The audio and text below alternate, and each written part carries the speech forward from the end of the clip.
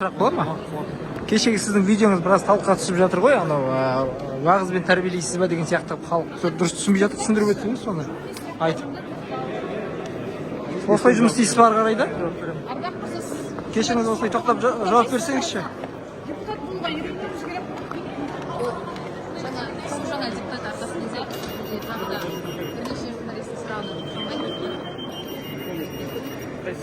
неге журналистерге тоқтап жауап бермейсіз ба депутат мырза? Жауап беріңізші бізге. Кешеде что-то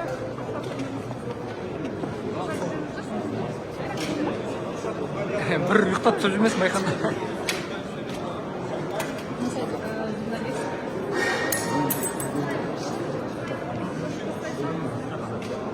Ардақ мырза,